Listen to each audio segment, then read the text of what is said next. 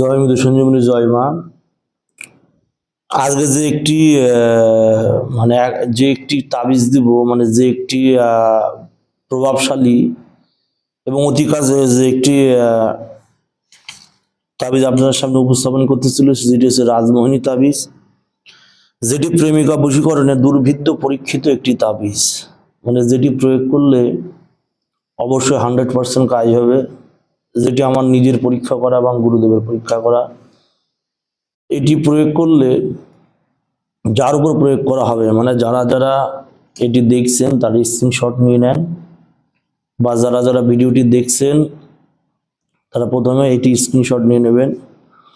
Main কথা, প্রতিটি তাবিজে দেখা যাচ্ছে প্রতিটি মন্ত্র কিন্তু অসম্পূর্ণ, প্রতিটি নিয়ম কিন্তু অসম্পূর্ণ করা আছে, যে কারণে যে বা যারা এই ধরনের তাবিজ অ্যাপ্লাই করছে, পরীক্ষা করছে, তাদের ক্ষেত্রে কিন্তু এসব তাবিজ কিন্তু খাটছে না। কারণ খাটছে না কেন?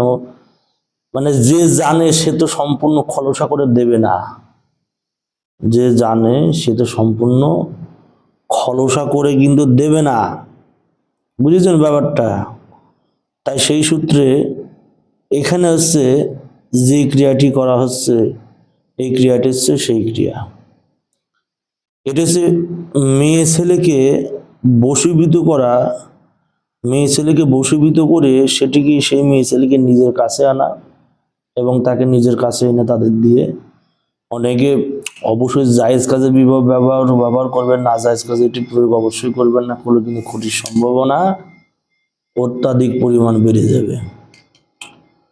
তো এটি প্রয়োগ সম্পর্কে বলি। এটি বলছে নিচের যে নকশাটি আছে, মানে যে তাবিজটি আছে, নীলকালিটা দেখেন, নিচের যে নকশাটি আছে এটি অষ্টগন্ধর কালি দিয়ে ভোজ পাতায় লিখতে হবে, লিখে আগুন জ্বালায়া বেশ করে সেঁকতে হবে। অষ্টগন্ধর কালি বানাতে হবে।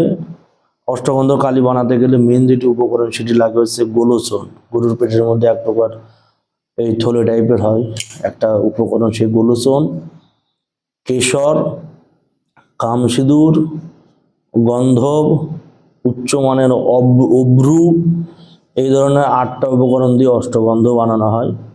মেন যে উপকরণ, কস্টলি উপকরণ লাগে সেটি লাগে হচ্ছে কি আপনার গোলোচন, যেটি গরুর পেটের মধ্যে থাকে। সে গোলোচন অর্থাৎ সে অষ্টগন্ধার কালি বানাতে হবে, বানিয়ে নিয়ে ভোজ পাতায় এই যে নকশাটি তাবিজটি আপনার লিখতে হবে, লেখার পর আগুন জ্বালাতে হবে, আগুন জ্বালাটা সেঁকতে হবে। শেখার পর আগুন জ্বালিয়ে সেটা বেশ করে শেখার পর এবার মেয়ের বা পায়ের ধুলো সংগ্রহ করতে হবে। যে মেয়ের উপর কাজ করবেন তার বা পায়ের ধুলো সংগ্রহ করতে হবে, করে নিয়ে এই তাবিজের মধ্যে সেইটা ভরিয়ে নকশায় পেঁচিয়ে যে কোনো কাপড় দিয়ে মুড়ে দিতে হবে। মানে যে কোনো কাপড়, এখানে কাফনের কাপড় ব্যবহার করলে উচ্চমানের কাজ হবে। আর নচেত হচ্ছে কি শিব পুজোর সময় বা কালী পুজোর সময় যে লাল শালুক দেওয়া হয় দর্পণে, সেই শালুক কাপড় দিয়ে কাজ করলেও কাজ হবে। তারপরে কি বলছে, তারপরে সেটা ভালো করে পেঁচিয়ে নিয়ে মেয়ের চলাচলের রাস্তায় যদি দাফন করে ফেলে দিতে পারেন, 100% কাজ হবে। এবং এটি বহুবার পরীক্ষিত এই তাবিজটি। এটি রাজমোহিনীর কাছে কিন্তু কোনো কিছু মানে মিস হবে না, কাজ করলে কাজ হবে। এটা ভালো করে দেখবেন। এখানে বলা হয়েছে, এখানে লেখা আছে পুরুষ, এখানে পুরুষের নাম লিখতে হবে, আর এবং এখানে মেয়ের নাম লিখতে হবে। এখানে পুরুষের নাম লিখতে হবে এবং এখানে মেয়ের নাম লিখতে হবে। যেভাবে দেওয়া আছে সেটি সেইভাবেই লিখবেন, সেইভাবেই করবেন, কিন্তু কাজ তাহলে কিন্তু 100% করবেন। যেখানে পুরুষের নাম দেওয়া আছে, যেখানে মেয়ের নাম দেওয়া আছে, যেখানে যা দেওয়া আছে সেইভাবে কাজ করবেন। নিজে কখনো মাতব্বরি মারতে যাবেন না, মাতব্বরি মারলে কিন্তু কাজ কিন্তু এগোবে না। তাই সেই ক্ষেত্রে বলি, এই ধরনের ক্রিয়াকলাপ অবশ্যই যেভাবে বলা হচ্ছে সেভাবে কাজ করবেন। কাজটি করতে গেলে হয় পূর্ণিমা দেখে কাজ করবেন, বা শুক্লপক্ষের অষ্টমী থেকে দ্বাদশী তিথির মধ্যে যে কোনো বারে কাজ করবেন।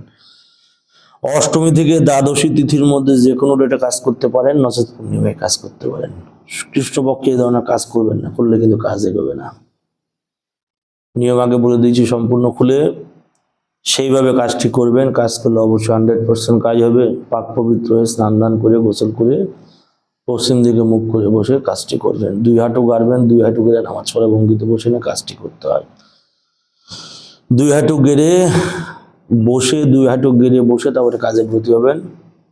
কাজ 100% এগোবে, 100% কাজ হবে। বহুবার পরীক্ষিত জিনিস আমার নিজে প্রয়োগ করা, আমার নিজে খাটানো জিনিস, কাজ করেছি, বহুবার রেজাল্ট পেয়েছি। তো সেই সূত্রে আপনাদের দিলাম, আপনারা কাজ করবেন, অবশ্যই ফল পাবেন। জয় মা মৃত্যু সঞ্জীবনী, জয় মা, জগতে মঙ্গল সাধন করো মা।